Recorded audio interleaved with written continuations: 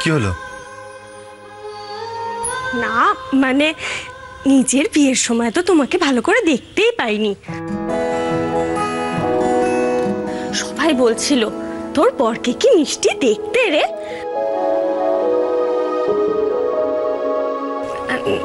না মানে তাই জন্যই চক্ষু সার্থক করতে এলাম। মিছরি, তুমি তুমি তুমি কেন বুঝতে পারছো না? এইসব ইয়ার্কি আমার একদম একদম ভালো লাগছে না। আরে বাবা, রাগ করছো কেন? না, রাখবে না। এরা সব ঘাটিয়া প্ল্যান ট্যান করে আমাকে বাঁকড়া বানাচ্ছে। মিছরি, তুমি বলো না, তুমি তুমি কেন এইরকম করে কেন সেজেছো? মানে? না মানে তুমি তো এইরকম করে টিপ পড়ো না।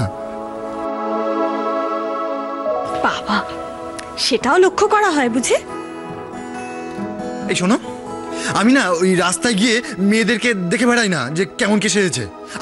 আমি আমার বউকে দেখি। আর রঞ্জাবতী? আবার সরি বাবা। মিছি দেখো দেখো আমার বুকটা কেমন ডিপ ডিপ করছে। আমার কিন্তু সত্যি খুব ভয় করছে। তুমি সত্যি করে বলো না। এগুলো আমার স্ট্রেংথ ভূত। সোনাদিন মা কি বলে জানো? শাখা সিঁদুর পরলে মেয়েদের মনের জোর অনেক বেড়ে যায়। তুমি মা দুর্গাকে দেখোনি? আমিও তো একটা যুদ্ধ করতে যাচ্ছি, আর এগুলোই আমায় শক্তি যোগাবে। আর তাছাড়া মিছরি চলে গেলে তো তোমার ভালোই হয়।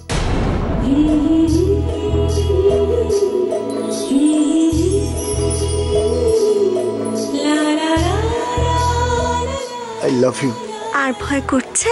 মিছরি, আমার খুব ভয় করছে। আমি তোমাকে ছাড়া থাকতে পারবো না। আর সেই ভাবনাটা তোর এখন মাথায় এলো ভূত?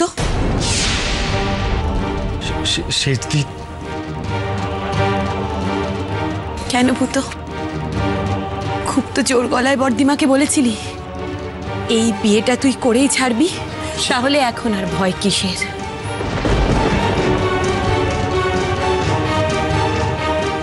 ভূত, তুই বর্দিমাকে আটকাতে পারিসনি, কিন্তু আমি বর্দিমাকে আটকাবই। আমার যে সব ব্যবস্থা করা হয়ে গেছে ভূত।